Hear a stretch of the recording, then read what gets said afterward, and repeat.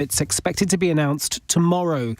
Liz Kendall's addressed the speculation about plans to restrict some sickness and disability allowances. I want to assure the House, and most importantly the public, that we'll be coming forward with our proposals imminently to ensure there is trust and fairness in the social security system and to ensure that it is there for people who need it. Ministers say there are currently 2.8 million people not in work due to ill health.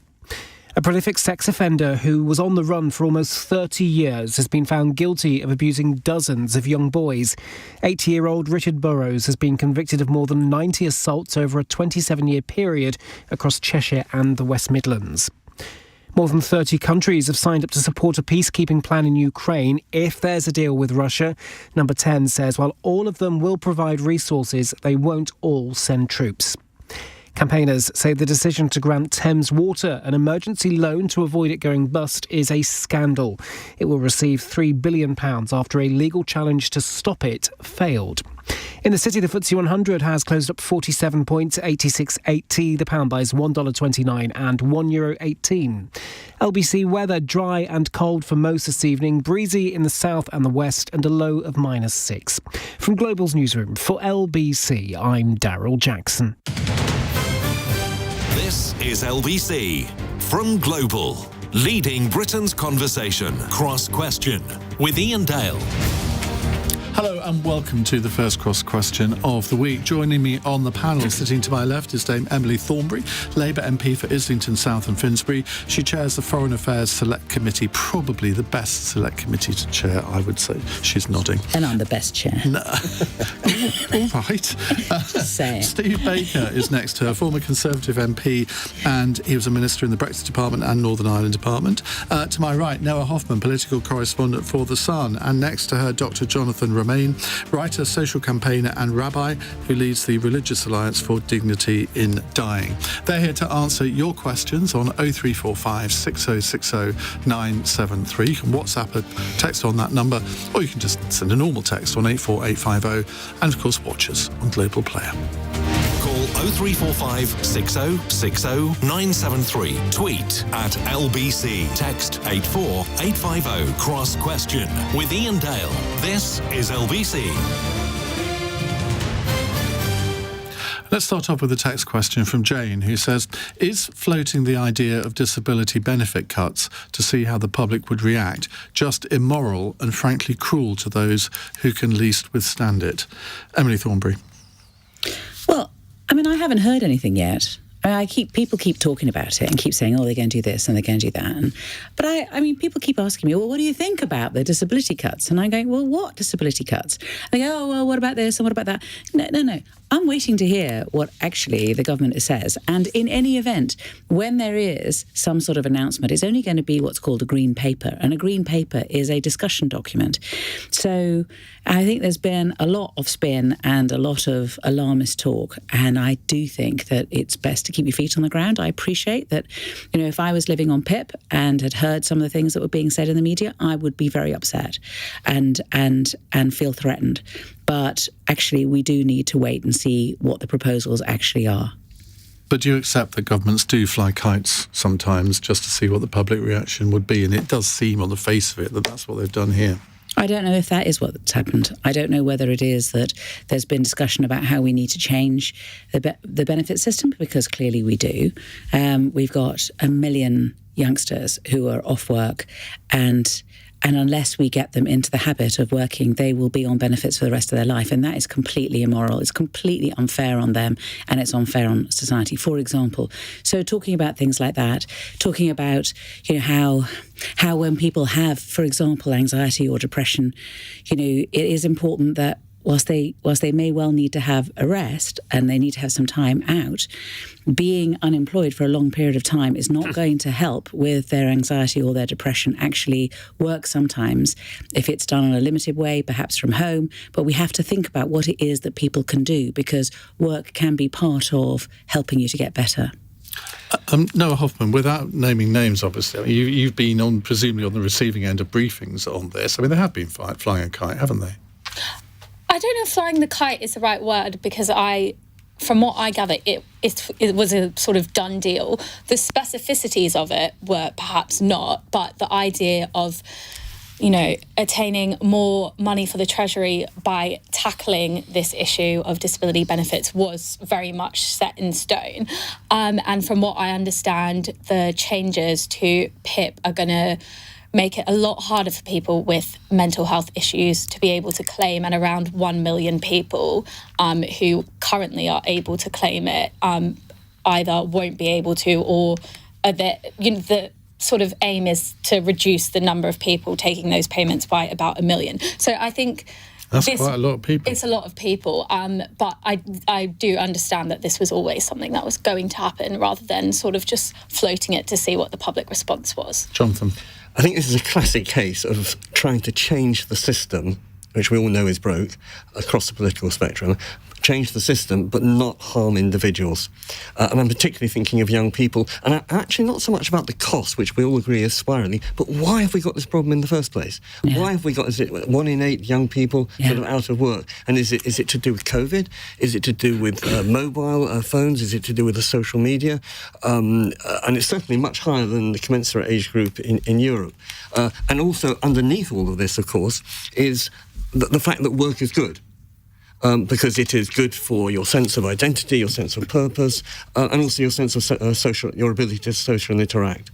But how do you convince a 22-year-old who, according to a report today, 1 in 4 of 18 to 24-year-olds are now thinking of quitting the world of work and just going on benefits, which, to those of your or my generation, I can't quite get my head around that as to why they would come to think that, but it's clear a lot of people are thinking that way. Yes, I don't understand it either, and I don't know whether it's something to do with the educational system that sort of leads up to that, or they see so many of their parents' generation out of work, or is it just the sheer ability to subsist without just being dependent on benefits? But there's something definitely wrong, because if you compare our country with most other countries like ours, all the other countries have got back to the same level of employment that they had pre-COVID, and we haven't. So there's something going wrong in Britain. We have a much higher level of employment than they do. I mean, if you look at the unemployment statistics, I mean, we've only got about 5% of people unemployed, whereas most other countries are way above that. Well, I think we also have a system whereby you can work a certain number of hours and your benefits can top up, so that you can actually be working and be on benefits too, strictly speaking, and that helps to prop up our ridiculously high system when it comes to the paying of rent and how expensive houses Steve are. Baker. Well, Jane asked if it's immoral and cruel to fly a kite, and it would be immoral and cruel to deliberately frighten disabled people. Of course it would, but I'm getting a real sense of déjà vu here, because when I was first elected in 2010, the Centre for Social Justice had issued 2 big reports, Breakdown Britain and Breakthrough Britain, about how the benefits system didn't work, left people trapped in worklessness, that we couldn't afford it, that it was immoral to leave people out of work. It seems to be an extremely hard problem to provide the right benefits to the right people. I saw for myself through 14 years of being an MP, in my casework as well as in debates, the work capability assessment, for example, to check what benefits people should be entitled to, is extremely difficult to do well. And some people, self-esteem's a big issue, particularly when talking about mental health. I remember one debate where a man had died because he just didn't think he was worth keeping the fridge switched on to keep his medicines fresh to take. That was broadly the thrust of it. It's a long time ago now. But a man had died because his self-esteem was low and the system beat him down further. Well, none of us want that. But what I would say in this conversation, since we're now all having it, wouldn't it be lovely if we could take the politics out of this conversation and everyone accept from all political parties that every decent and civilised person, every decent and civilised MP wants to look after genuinely disabled and ill people?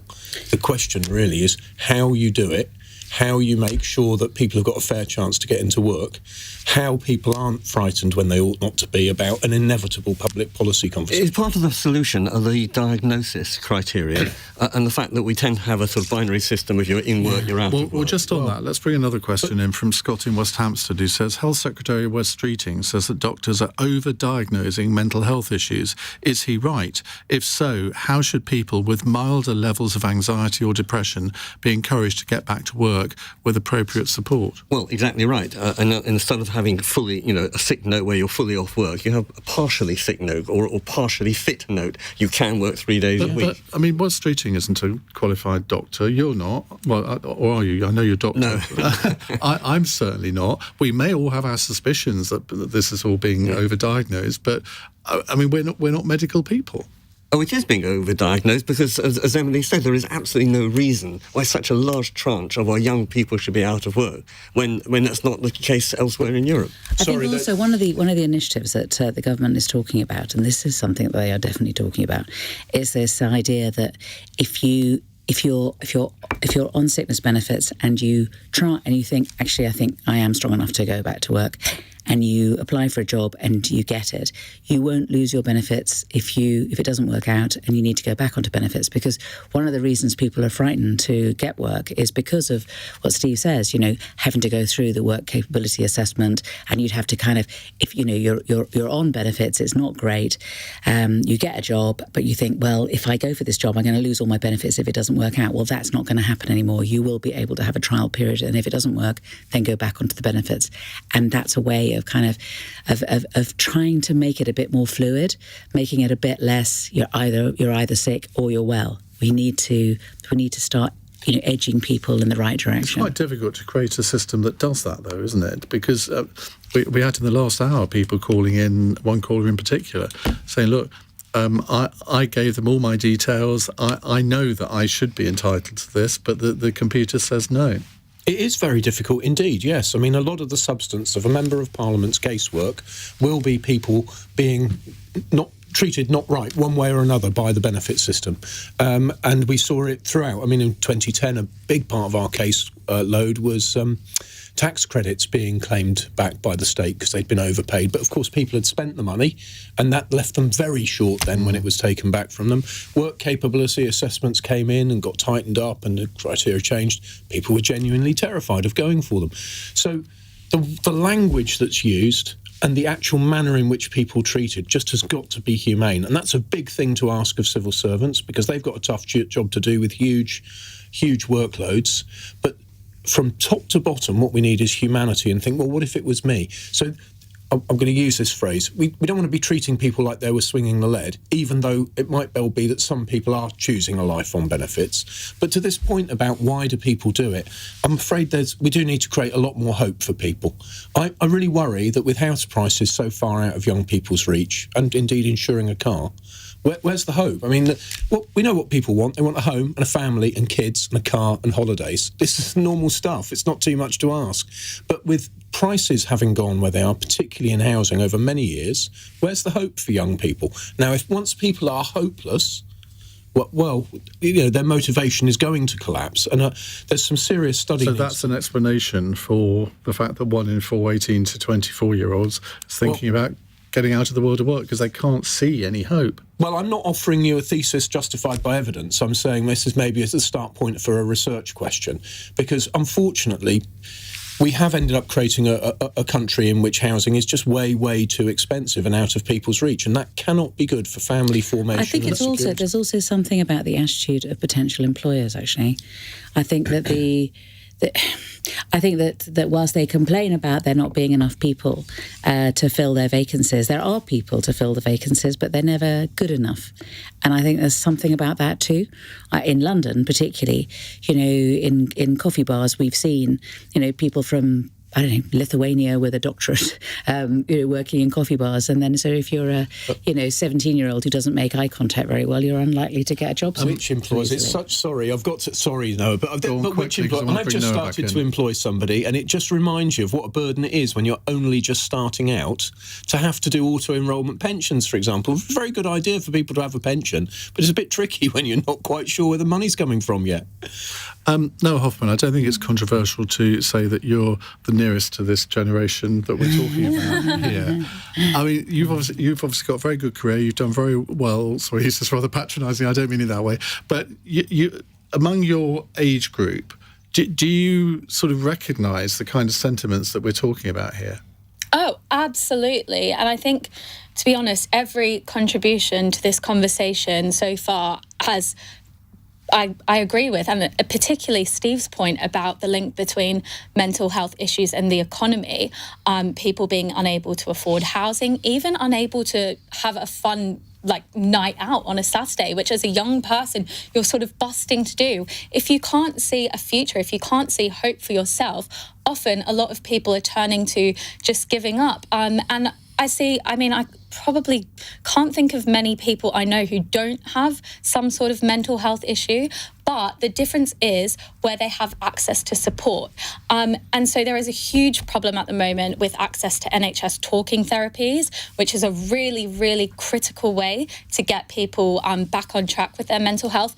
And also, they're just currently in the benefit system isn't enough encouragement that work is in and of itself one of many ways that you treat mental health. You're given a sense of purpose. You get out of the bedroom, you achieve something, you feel good about yourself. And so I do think that there is this issue with young people, but equally the state has not taken the right approach to dealing with it. And just quickly on top of that, we've also, if you add to economic pressures, there's again the whole issue of social media as well, exacerbating all these issues too. So young people just have a very raw deal compared to the generations before us. And I think all of these things have culminated in where we are now. OK, we'll move on to a different subject in a moment, but equally challenging. It's 16 minutes past 8. This is LBC.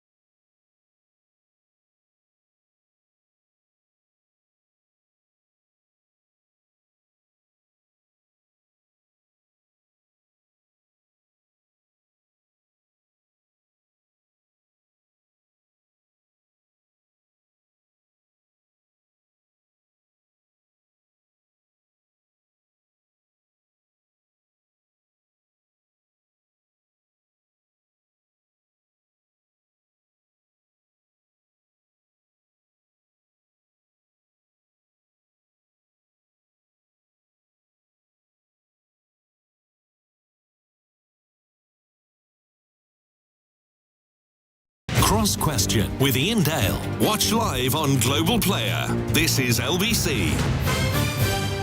18 minutes past 8 on LBC. Let me reintroduce our panel. Dame Emily Thornberry. Have you got used to being called Dame Emily? No, I haven't. Does it get you sort of better tables in restaurants? No, it doesn't. It's got to have some advantage. It doesn't really do anything. No? It just makes me always think of panto, to be honest.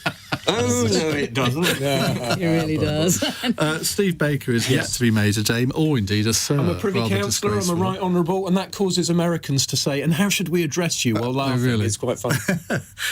Noah Hoffman, political correspondent for The Sun, far too young to be called dame or anything apart from your name. Watch this space. Well, we will. And Dr. Jonathan Romain, writer, social campaigner, and rabbi. Right, WhatsApp question from Alan, who says, should the countries which have armed Ukraine all be part of any peacekeeping force there?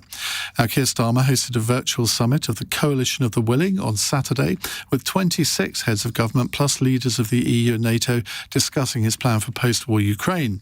His spokesperson says more than 30 nations have signed up to be part of a significant force which would maintain stability in Ukraine. Steve Baker. Yes, I mean, the answer to Alan's question is really yes, as a starter for 10. If they were willing to commit arms and be on Ukraine's side in that way, then yes, they should be willing to be part of a peacekeeping force. But, it's a big deal, obviously, to be having troops in Ukraine to defend against Russia should they come in again. We shouldn't pretend that these are small forces at work in the world. They're huge. But President Putin will veto this, won't he? In any deal. I bet he will, yes, because part of his reason Trump for will allow him invasion, to do so. as illegitimate as his invasion is, part of his reasoning will undoubtedly be that he wished to keep Western power out of Ukraine. So to have a peacekeeping force go in there, it's going to be very much against his wishes and desires. But we have to see how it works out. If there's going to be troops in there, I would say to Alan, yes, if they sent arms, then they should be willing to follow through and put people in as well. But it's a big deal, and yes, you're right, Putin will not like it. And what about Keir Starmer's role here? Well, he's in a very interesting position, and I think credit where it's due, he's handled this one really pretty well. I mean, you think he was handed a pretty bad set of cards, with David Lammy, for example, having the record of what he'd said about Trump over the years. So people have weighed in on Trump without leaving any room for manoeuvre, and then had to recant. Haven't they, Emily? I mean, I've never been keen on Trump, but I at least have left room for manoeuvre. So, given a very difficult set of cards, I think Keir Starmer's actually played this very well, and credit to him where it's due. National security and these events they're too big for mere politics, and I think he's played this pretty well. Well, Emily? I think that it is important that the Ukrainian forces are supported if there is a peace. I don't think you probably won't be able to call them peacekeepers in the classic sense, because peacekeepers in the classic sense just stand in the middle. These would need to be people who would be there to support the Ukrainians in case the Russians broke the deal, because the Russians have broken the deal before. They broke Minsk. They broke Minsk too. Yeah, they keep stealing bits of Ukraine, and unless there is some guarantee, then we can't be sure at all that they will not break it again when nobody's looking. And we need to have people there. And it is a question of a coalition of the willing, and it needs to be backed up with the Americans being prepared to come in if necessary with air power, but also providing intelligence in the meantime. But the biggest thing, which is not being talked about enough, is that there is £300 billion worth of Russian state assets being kept in Europe, and I think the time has come that they should be seized. They've been frozen until now, and we've been using the profits from them. But actually, I think that we should start talking about those. And frankly, I think that would change the game quite a lot. If you were saying to Putin, yeah, you don't want any, but let's talk about the 300 billion, shall we? Because we think we should be spending that either on defending Ukraine or rebuilding Ukraine. And we think it's within the law for us to do that because of the way that you've behaved. Let's put that into the mix. Why haven't we put that into the mix already? Because there's been a certain amount of, because you know what it's like with international law. There will be, if you put 5 international lawyers in a room, there'll be 10 different versions of international law. So there also sometimes needs to be a certain amount of political will as well. And the European Central Bank, we've got 28 billion of the Russian assets, right? But the rest is basically in Europe. And the European Central Bank is quite nervous about the idea of a state putting its money into its bank and then it being taken. That might undermine the euro, might undermine people's confidence in banking. But, they said that when we froze the assets, and actually that didn't make any difference. And I think that, these are exceptional circumstances and we need to take a stand. And there is a entirely legitimate legal argument about this, but it does need to have some political will. The British government is now saying openly that this is what we should do, but we need to be able to particularly push the Belgians, the French and the Germans in the right direction. The Germans are starting to talk about it. The French are umming and ahhing. And, even the European Central Bank says, well, it's a political decision. We need to make sure it's a political decision. We won't get in the way. But, so things are definitely moving, but we're not talking about it enough. And I don't think that Putin appreciates just how serious we could be. And we could end up spending £300 billion, on Ukraine. Let's do it. Jonathan. Plus, there's a real fear that, of course, we might have to pay it back. 5 years, 10 years' time, so they're not sure if they want to build up that debt. But I certainly feel very passionate. Why would we have to pay it back? Because it's illegal to take somebody else's assets. No, because Because I don't want to discuss that point. Right. I was going to say I feel passionately about this because I actually hosted a Ukrainian family for 18 months and sort of lived through their angst and their sadness as day by day went. Coalition of the willing, yes, absolutely, but I think it should be renamed the coalition of the able or the coalition of the empowered, because there's no point just being peacekeepers. They've they've got to be armed, they've got to be able to use arms, because otherwise they will just disappear like they did Kosovo the moment somebody, blows air at them. So it's got to be a strong peacekeeping force. Okay.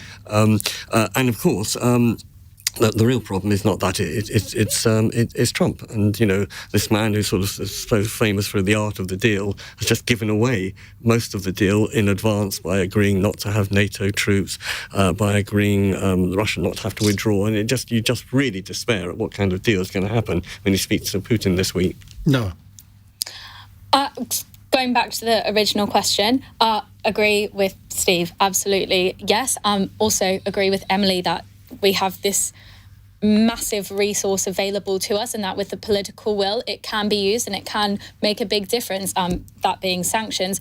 When I was in Ukraine a few weeks ago, there were two things that every single sort of diplomat, minister that I met with constantly brought up. One was making use of sanctions, such as the funds from the sale of Chelsea, which is still just lying dormant. And then the other issue was the supply of drones. And it was interesting because there was a lot of talk about how actually the future of the war is not really going to be determined by human power. It's going to be determined by AI and advances in military technology. And what people were really keen to press upon me and the delegation I went with was the need to speed up the production of drones. And the UK can actually play a massive help with that. So there is a lot more to be done, but going back to this starting point of should countries that have committed arms to Ukraine be part of this coalition of the willing, I believe the answer is yes. Can I just say something about drones? Because I think for at least 100 years or 200 years, I read that the biggest loss of life has been through artillery, big guns. And this war in Ukraine has been the first one where the loss of life has not been through artillery, but has been through drones. Yeah. The nature of warfare has changed completely. Yes. Peter in Cardiff has got a follow-up call. Peter, very good evening. What would you like to say? Good evening. I'm listening to the debate with interest. I would call it the coalition of the stupid, because at the end of the day, it's not whatever we say, and I love the Ukraine, and but it's quite appalling. We know that Russia is the aggressor, but the decision has already been made. The guy who's going to decide the peace in the Ukraine is Donald Trump. And like it or not, all the prevarications, all this troop movements, if we put any troops in Ukraine, they're not going to be protected under Article 5 of the UN Convention. Without American air cover, it ain't going to happen, and the Russians know that. I think we want to start being a little bit more realistic, and as much as it claws me, Trump will decide the outcome of this war. Well, let's also bear in mind that Trump told reporters that he and Putin will be talking about land, power plants, and about dividing up certain assets, whatever that means, when they speak on the phone tomorrow. Trump's also made clear that US troops would not be deployed to Ukraine as part of any peacekeeping force under his watch. Coalition of the stupid, Emily? I don't think it's a coalition of the stupid. I think actually what's going on here is that you've got Donald Trump and Putin thinking that they could sort it out between themselves. And we've had the rise of middle-ranking countries in Europe getting together and making it clear that they have a contribution to make as well. And it's a positive contribution, and we need to do it together. And whilst it's complicated in Europe because there are lots and lots of little democracies, and include and Canada and Australia and everywhere else, it'll take us longer. But the very fact that we've been supporting Ukraine for 3 years in the way that we have, I think, is absolutely remarkable. And I think that what we've seen over recent weeks is a determination by countries to continue to do so, because this is about the future of Europe. They have been fighting a war on our behalf, and they have been fighting bravely, and they have been losing their people, and the least we can do is stand with them. The great sadness is, of course, and you're right, is that we didn't do this over the last 3 years, and those things you were just talking about, the sanctions, I think, stepping up sanctions, stepping up the armaments. Why on earth didn't we do it much much more forcefully, much earlier, we could have made decisions. Well, we did. We just took longer because we had to make decisions collectively. I think it's worth your listeners, they might be interested, to Google the good operation. There's a thing in it called the Chilcot checklist, which is about whether or not one should get involved, what our objectives should be, will those objectives succeed, at what cost, when do you withdraw, these sorts of questions. The good operation, it's available on the gov.uk website. And I think we should not lose sight that we've learned many lessons over the years about when to intervene and when not. And it has resulted in that checklist, which will be on the minds of all the people in MOD and Foreign Office and the intelligence and security services. And Keir Starmer's decision should be informed by that. But I do think, to Peter's point, we're way, way beyond just saying Ukraine's a far-off country about which we care little. I mean, those days are in the past. Even for people who might have wanted to take that view, that is in the past. We've taken a decision that we do care what happens in Ukraine. We do care what Putin does, and we're not standing for it. So I don't think it's stupid. I think that's too unkind. But I do think we should have a very, very clear strategic plan for what we're doing in different scenarios which might reasonably emerge. Peter, thank you for your call. We'll move on to different subjects in just a few moments' time. You're listening to LBC. I'm Iain Dale. It's 8:30 and Daryl Jackson has the news headlines. The Work and Pensions Secretary has promised trust and fairness in Britain's social security system. Liz Kendall's calling for patience as speculation grows about cuts to some sickness and disability benefits, including the personal independence payment. A sex offender who went on the run for almost 30 years has been convicted of abusing dozens of boys in Cheshire and the West Midlands. 80-year-old Richard Burrows will be sentenced next month. And the new Canadian Prime Minister Mark Carney's met with Sir Keir Starmer at Downing Street after taking office on Friday. Earlier he met the King at Buckingham Palace. LBC weather, dry and cold for most this evening, breezy in the south and west and a low of -6. LBC.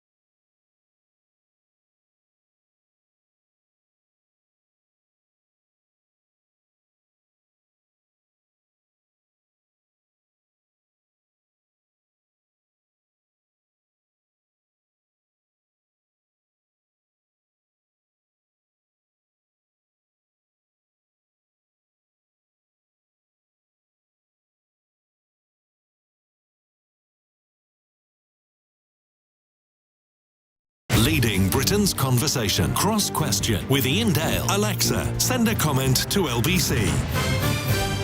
8:33. Steve Baker has been getting fan mail while we've been listening to the news. Mary in East Dulwich says, Steve Baker is the best guest you ever have on Cross Question. Wow. He's so informed on a wide range of subjects and always speaks with great authority. I always make sure to listen in when he's on. Well, Mary is my absolute favourite and she's made my day and I'm very, very grateful. You can also WhatsApp in to give compliments to Emily, to Jonathan and Noah, should you so desire. Do it. Right, let's go to a question from Frederick, who says, shouldn't the shareholders and existing creditors of Thames Water take the hit when the government bails it out?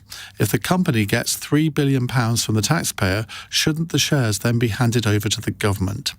Now, an appeal against this proposed rescue deal for Thames Water was rejected by the Court of Appeal today. The company has debts of almost £20 billion and says it has a turnaround plan to survive this crisis. Jonathan, let's start with you. Well, I can speak on behalf of the citizens of Oxford who are really cross with Thames Water, because the waterworks over the Thames that were supposed to be sorted out and they were redoing in 3 or 4 months are now in its second year and heading into its third year. So they are pretty fed up, to put it mildly. And yes, I think one of the problems, although I'm not an expert on this, is that so much of the money that they had genuinely went into shareholders rather than infrastructure. And it's I don't know if it's criminal morally, even if it isn't criminal legally. Well, it's a failure of regulation, isn't it? And that's right. And the trouble is, we hear about this so often with other companies, and there really ought to be much tighter regulation about, yes, by all means give people profits, by all means reward them for investing money that they may or may not get back, but not at the cost of the company and its future. And I just can't understand why government hadn't stepped in generally to regulate more strongly. Steve Baker, this is an utter failure of privatisation, isn't it? Well, that is a great question. And I remember meetings Professor Stephen Littlechild, who was did the water privatisation. It's important to remember that it is not a competitive market. What they did with water privatisation was privatise in order to bring in private sector capital. But because the water companies are a series of territorial monopolies, in other words, you don't get any choice where you are. You're going to have to have Thames Water. They are extremely highly regulated, so their return on capital is set by the regulator. So there's a UK Water, there's a Consumer Council for Water, there's Ofwat. It's an extremely tightly regulated system. Now, to answer the original question, it is not a free market when the taxpayer bails out a company. But this is the difficulty you get into when you've got an extremely highly regulated market where people basically have expected returns. But you say it's a highly regulated market. If it was, Thames Water wouldn't have got into this situation, would it? Because if the regulation had been that shareholders can't take out billions of pounds and basically asset strip a company, then we would not be where we are. Well, no, I would say that this is a massive regulatory failure. So the crucial point is that water is not provided on a free market competitive basis. It is a series of territorial monopolies, and it is extremely highly regulated, and it may well have... Evidently, it's been regulated badly, it's been regulated wrongly, and huge mistakes have been made. And of course, those who hold equity and bonds should take the losses first. But the point I'm making is we can't judge the water companies as if they are an exemplar of a free and competitive market without subsidies, distortions, or heavy regulation.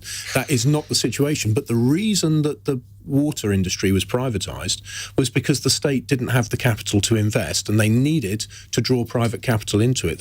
Which it did. In the initial years of privatisation, that happened until Macquarie took the money out of Thames Water. The idea that you have a competitive market on water is obviously ridiculous. You don't have 5 taps at your sink and go, I'm going to have this water company. I wasn't proposing today. it, I was just observing. You're only ever going to get water from one supplier, and that's kind of how it is. And when it was privatised, sorry to disappoint you guys, but when it was privatised, because I've asked this very question that this listener has asked, why would it be? Well, I mean, isn't the idea if you buy shares that you have a liability, oughtn't you be? It isn't just that you take profits out, you also ought to be expected to put money in. But when it was privatised, this is what this has been explained to me, was that because the Conservatives wanted to privatise it, and because there were so many obvious problems with the water system, not least its 19th century water systems, and there was going to be potentially so much investment that was needed, in order for it to go into the private sector, they essentially said this: we will sell off these shares in the water companies, but if there needs to be investment in the infrastructure, there will be public liability for it. And that was the basis upon which things were privatised. So it's an absolute scandal, because this was always going to happen. And then it isn't regulated properly, so that you get Australian companies coming in and borrowing money against the assets and taking all the money away, and Londoners are left with this massive great bill. Now, the only good news... Wait a minute. The only good news is the super drain, which I think is a fantastic thing. And it's like, one of my friends calls it high-speed poo. And it's like fantastic that we have finally got a bit of 21st century infrastructure in our water system in London, because it's been happening too often that you'd go to the Thames and it absolutely stank and it was just full of sewage because of the overflows. So at least we've got that. But, it's going to be paid for by Londoners, and it's going to be paid for by our bills going up as well. Yeah, and just London. And then on top of it, so London-centric. And then, the Londoners are paying the bill. I mean, that's what we're paying the bill. It goes right through around the southeast, doesn't it? Thames Water. Oh, I don't know. I just know. I think it does. Would you like to hear your compliment? Okay, brilliant. Matt has given you a compliment. He says, Emily has a lovely voice. I think she should do audiobooks. It's a shame what she says, but she's got a nice voice. I wasn't going to say that. But thanks, Matt. That's my brother. Now, Noah, if you'd like to be relatively brief on this, we can go to a question which I know you'll have a lot to say on. So do you want to be very brief? Right, so I'm going to look at it from the consumer angle, because at The Sun, that's the sort of side that we mostly focus on, more so than the business. And that is this. Water bills are going up. The infrastructure is crumbling. The rivers and our beautiful oceans are covered in sewage, and the fat cat beautiful ocean. Our beautiful oceans, and there are fat cat water bosses who are living their best lives as millionaires. Now, Steve Reed very rightly has stepped in He's the Environment Secretary. Yes, the Environment Secretary, to crack down on that. I think that is the correct move. But as things stand, I think the public has every right to be very angry as they watch their bills rise while the sewage continues to flow and the shareholders continue to get wealthier. Now, to balance things up, Steve, you've now got an insult. I don't need the theatre. When I get insults all the time. Abdul says, if Steve Baker was a knowledgeable person, why did he lose his seat? I don't think it was to do with knowledge. I lost my seat because people who usually vote Conservative said, not this time, Mr Baker, because a widow of a veteran didn't appreciate Rishi leaving D-Day earlier, and neither did I. But that was no argument. Other decent, upstanding citizens of Wycombe didn't like that people bet on the election result, but I didn't. Mrs Smith, and because you will get a Labour MP if you stay at home, and they did. But it wasn't personal. All the people who personally hated me voted for somebody else in 2019, and again this time. But this time round, I lost because Conservative voters were fed up with Conservative MPs generally, rather than me. Right, a text question from Peter. Should the major parties be worried that reform is coming to eat their lunch? Yes. Nigel Farage today held a press conference announcing 29 councillors had defected to Reform UK from across England and Wales, including one from the Lib Dems. How does that even work, Noah Hoffman? I was really confused by that as well. But there was also one councillor who was elected with Labour, but then went through like 4 other personal transformations in the process, was an independent and for a Women's Party, Social Democrats. So she's having a great time just sort of hopping amongst them. We have a caller who's done that. Robbie in Chelmsford, if you're listening. I'm talking about you.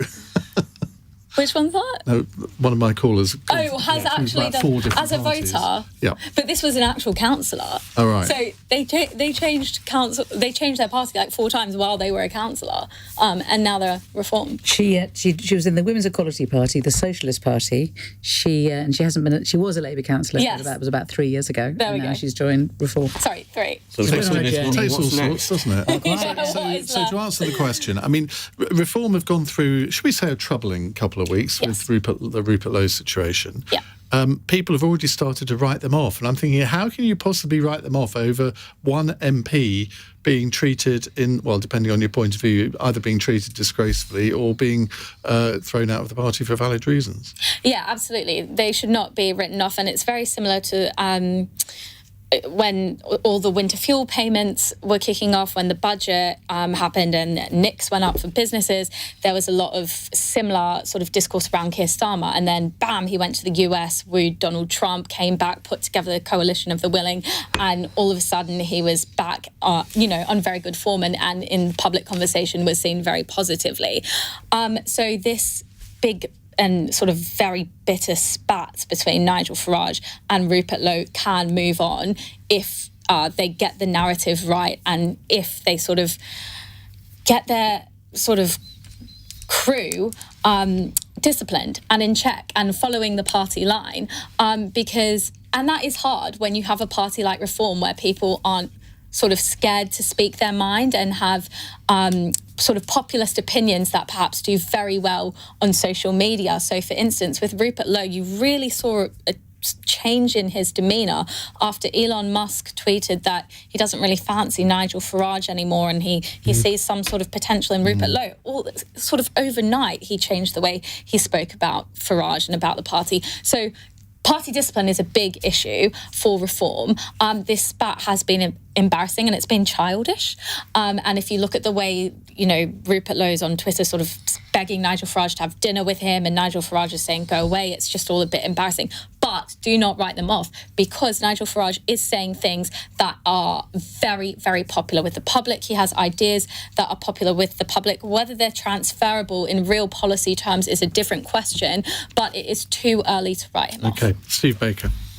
Yeah, it's definitely too early to write them off. I've written an article saying that Reform's a strategic mistake. It hollows out the Conservative Party, moves the Conservative Party's centre further to the left, makes it even worse from a Reform point of view. So left? Yeah. If you take the right-wing people out of the Conservative Party, the party moves left. So I've said it's self-defeating, but I'm going to stop attacking Reform, quite honestly, because some of the people who have given me the most support over the years are now supporting Reform and saying, Steve, will you sort of go and help Reform? And I've said, no. But, I have to take... But by saying that, you're almost hinting that, you're kind of open to persuasion, and in the end you might go. What I'm saying is I have to respect that people I admire have gone to Reform. So there's very little point me continuing on to attack Reform. But I don't see how Reform works, quite honestly. We need one party on the centre-right. It's always going to be a coalition. And it's either going to be the Conservative Party or Reform, which makes it to government. And, which is the shorter path to rescuing is the shorter path to rescue the Conservative Party, or to get Reform to the point that it's got a majority and is fit to govern? Well, to me, the shorter path is rescuing the Conservative Party. But I respect that, as I say, many of my supporters have now Reform supporters. But what if you come to the conclusion, like people who support you have done, that the Conservative Party is unrescuable? I don't think I will come to that conclusion. The Conservative Party's been the most successful political party in history, has a proud record. It's had a very rough time. I'm sticking with it. Could you rule out ever joining Reform? I think I could, partly because I know Nigel and Richard quite well, and we've got some history, and I think it's not very likely. Emily? I'm not going to join Reform. No way. Thanks for clearing up that. I just thought I'd just dilemma. Explain that. Yeah, I don't want to intrude on private grief here. I mean, you guys sort it out between yourselves. Okay. But Labour is under threat from Reform. There is a crossover between people who would vote for Labour and Reform, so it is an issue that the party has to take seriously. Let's not be flippant about it. I mean, I think that so let me say this. I think that the attraction of Reform is that they give simple answers to complicated questions, and actually, in order to be able to really make change and long-lasting change, it is a bit boring. But it's a good thing, because that is what's needed. They are the Lib Dems de nos jours, aren't they? In the sense that the Lib Dem vote in the 1990s was always the protest vote, and that's what the Reform vote is now, predominantly. Yeah.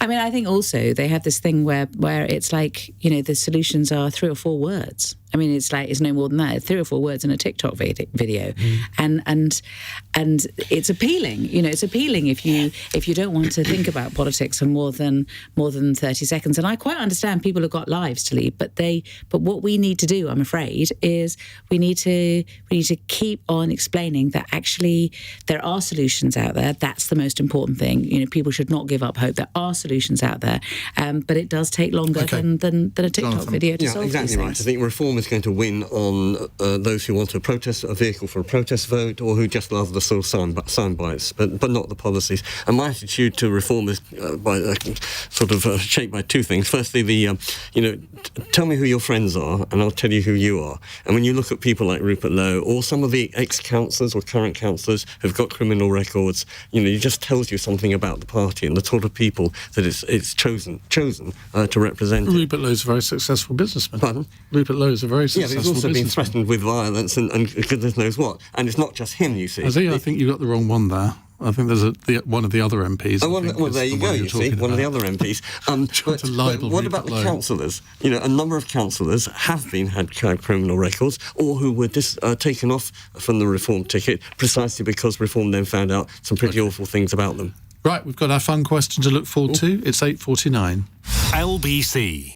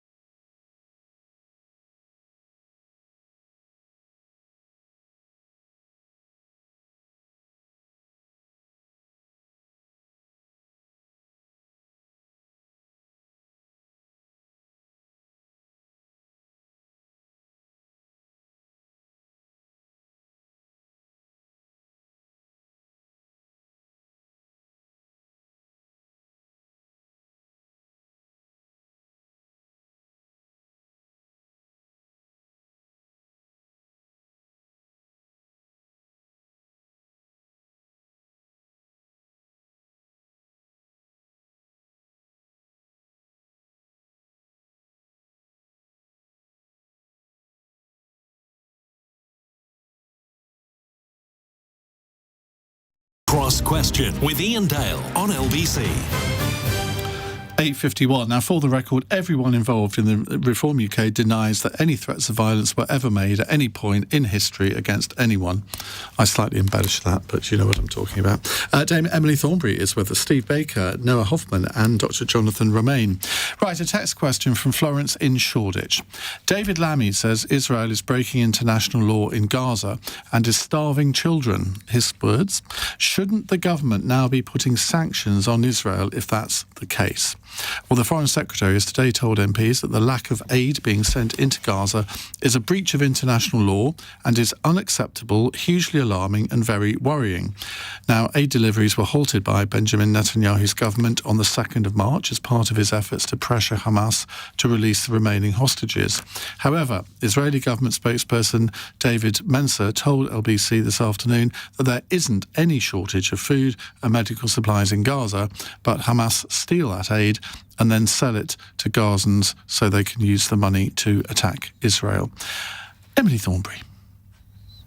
It is not acceptable to stop aid going into Gaza. It is not. It is wrong to turn off the electricity. There is no justification for it, and it simply must not happen. There are 2 million people in Gaza who need to have support, And you cannot simply cut off aid in this way. It is unacceptable. Does that break international law? Well, that'll be for a court to decide. But I can say as a politician international law is very clear about this. You shouldn't attack civilians, but if it's as part of a military endeavour, then it is permitted in that particular situation. So I think and the court will need to work out if there's any military endeavour. I have to say, I cannot see the military endeavour that would be justified, but it would be for a court and not for a politician to decide whether they have breached international law. And I certainly hope that there will be a reckoning, and it will be up to the courts to decide who has breached international law and what should happen as a result. But if you have the Foreign Secretary saying that Israel is starving children, surely that is a prima facie case for imposing sanctions on Israel.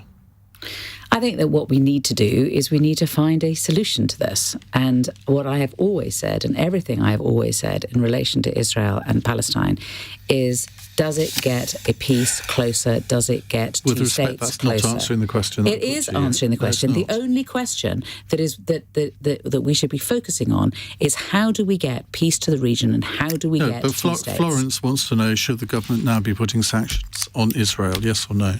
The government should be working towards a two-state solution, and that's what they need to be doing. So the answer is no. It needs to be. Listen, there will be a reckoning in the courts, and then we will. Then the world will know, because there is an international criminal court, and there will be prosecutions, I'm sure. So has David Lammy got it wrong when he says that Israel is starving children? I don't know what David knows. I mean, I assume that if aid has been stopped going into Gaza, then people will be running out of food. And it is completely unacceptable. It is completely wrong. But and I not have unacceptable said so enough to put sanctions on Israel. When I went to the Knesset a couple of weeks ago and spoke to Israeli politicians and made this perfectly clear. There is no justification for this. But I don't understand. I don't think I could be any clearer than I'm being. Well, I think you could be a lot clearer because you haven't answered the question. You're just diverting it to saying, well, there needs to be a two-state solution. I'm still unclear as to whether you believe there should be sanctions on Israel if they are indeed starving children. I think that what we need to do is we need to stop them starving children. So then the question is, how do we make them stop? How do we make them stop? Will sanctions make them stop? No. What will make them stop is that there needs to be a solution to this, which is a political solution. And it needs to be that Israel has a way of being safe and secure in its state. But they will not be safe and secure unless there is also a Palestinian state that is able to live alongside. And that is what we should be working towards. And if sanctions get us closer to that, then fine. But if sanctions get in the way of it, then that's not fine. Because in the end, all that matters is a lasting solution. That is all that matters. No, Hoffman. I think that if we want this situation, this horrible situation to end, I actually think it's pretty simple. Hamas can lay down their weapons, they can release the hostages, and the war can be over. But they don't want to do that. They know that the steps they take provoke Israel. They know that Israel has a very right-wing government that is not afraid to take measures that will upset a lot of people in the West, and they do not care. So I do not understand why your callers will constantly be looking to the Israeli government, and of course we do need to scrutinise their actions and we do need to criticise them where they are wrong. But why are we not focusing on the absolute pinnacle of this war, which is Hamas? They could lay down their arms right now and end this.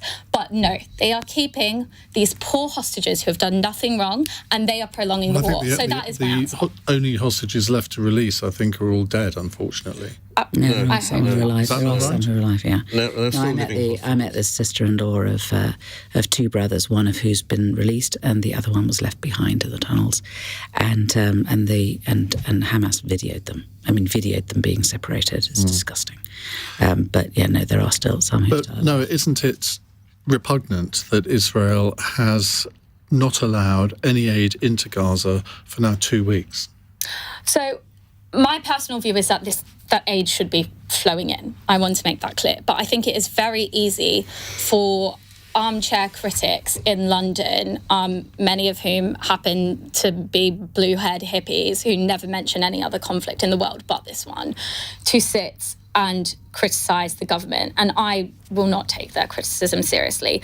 But one thing that I would like them to explain to me is why they are not out on the streets marching with calls for Hamas to release the hostages, lay down their arms and end the war. Jonathan. It's that easy. Yeah, I largely follow Noah, actually, because I feel very conflicted, because on the one hand, yes, of course, withholding aid is not great. On the other hand, what do you expect Israel to do? I mean, you know, if France invaded Kent, killed 1,200 of our citizens and took off 200, would we just say, oh, fine? We would take every possible action, whether it was military or economic or whatever. And I also remember, we're not talking about France, which is a country which is arguing about borders. We're talking about Hamas, which is an organisation that, by its own charter, does not want Israel to exist. How can you negotiate with someone who does not want you to exist? And the real tragedy here is not just the Gazans and what's terrible has happened to them, no doubt about that, but also what happened on October the 6th. October the 6th, the Middle East was looking good. There was a peace treaty with Egypt and Jordan. We'd had the Abrahamic accords with Morocco, Bahrain and the UAE. They were inching towards a peace with Saudi Arabia, and it went bang. There was nothing happening in relation to the Palestinians. Oh, no, don't talk about two-state solution. That is a very tired argument, you know, Emily. Well, we're running out of time, and we haven't heard from Steve there is no alternative that anyone has ever suggested. It was rejected in 1947. Steve. United Nations offered a two-state solution, and it was rejected. Steve. Hamas are absolutely depraved, and they must know they can't end Israel, which is their objective, without the rest of the world weighing in against Israel. So they are bound to do things as they did in that hideous October attack. They are bound to do things to excite the most extraordinary reaction from Israel. And of course, for Israel, it is an existential conflict. And in existential conflicts, terrible things are done. You know, in the Second World War, we carpet bombed cities, and terrible things are done in existential wars. Obviously, withholding food from children is an appalling thing to do, but it's I agree with the Rabbi, you know, what do you expect them to do in an existential war against a monstrous and depraved ally with whom there can be no negotiation? So I don't know whether sanctions should be applied against Israel.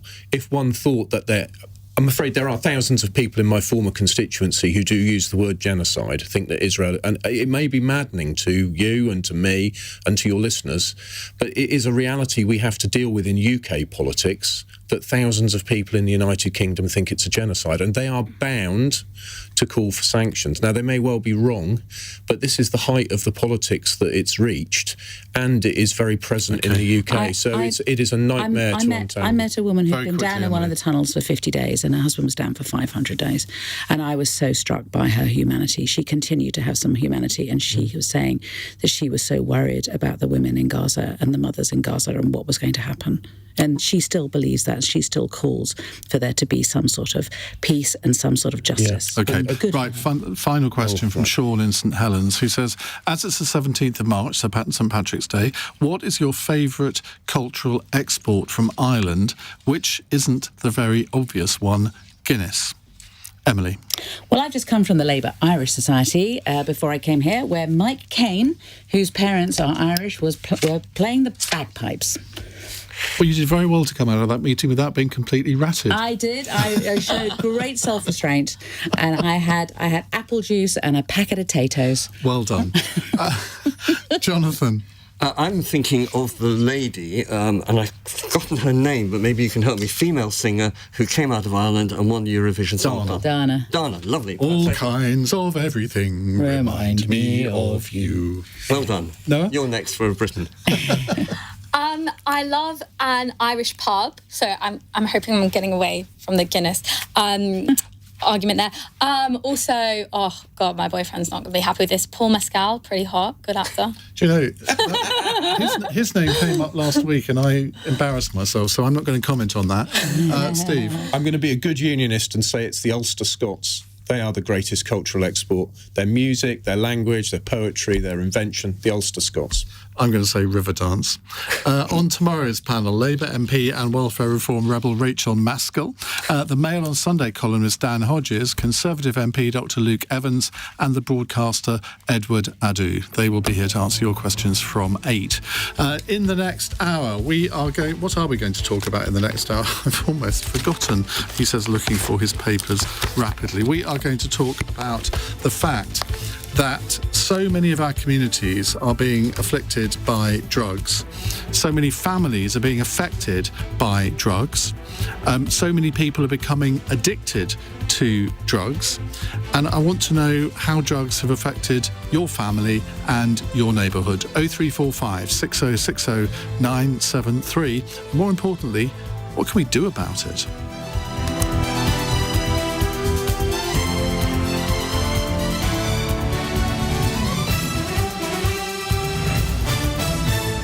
On your radio, on Global Player, and Play LBC. leading Britain's conversation.